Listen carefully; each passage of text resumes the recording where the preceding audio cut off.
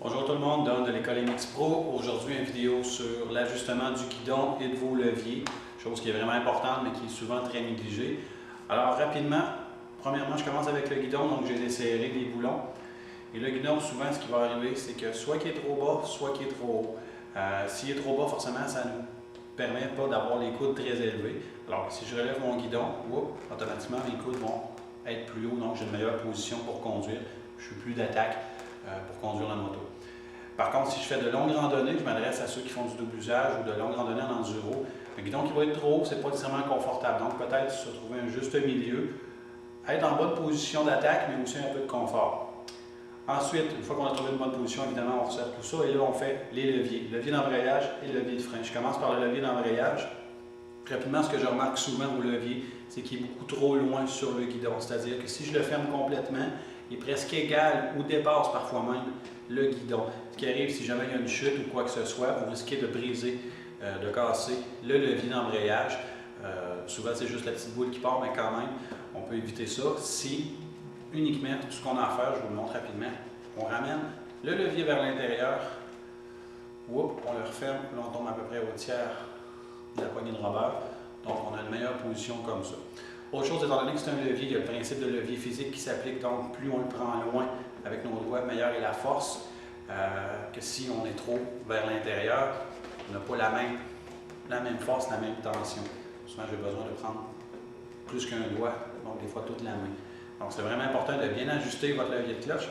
Par contre, il y en a qui vont remarquer, ceux qui ont des doigts un peu plus courts, des mains plus petites, que si on pousse le levier vers l'intérieur, souvent il est un petit peu plus loin à aller chercher. Moi, je vous recommande peut-être d'investir dans un levier un peu plus court qui vous permet d'aller chercher une meilleure prise, une meilleure grippe, surtout que vous avez des mains un peu moins grandes. Ça peut être le cas de femmes ou d'enfants.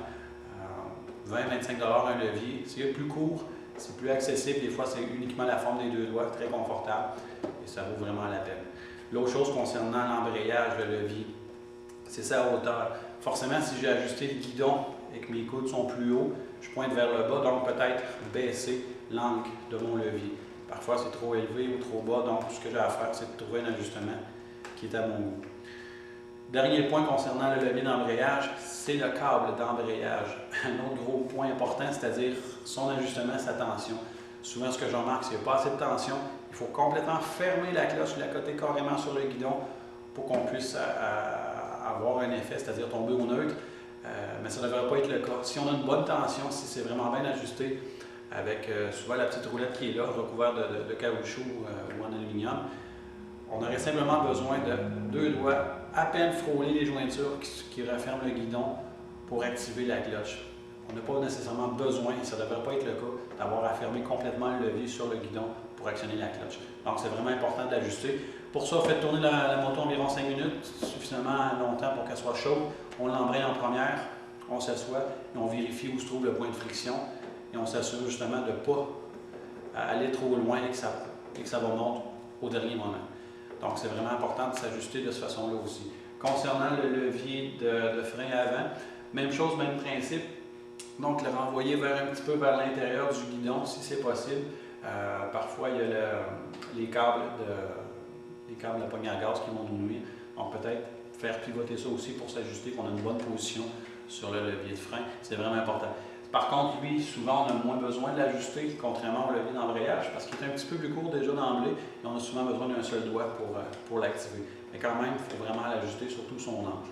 Alors, à vos outils, c'est vraiment important d'ajuster ça, que vous fassiez de la moto pour la première fois, une nouvelle moto, celle de copain ou peu importe, ou après une chute, c'est important de vraiment ajuster ça, sinon c'est un handicap qu'on traîne, et à la longue, on ne s'en rend pas compte.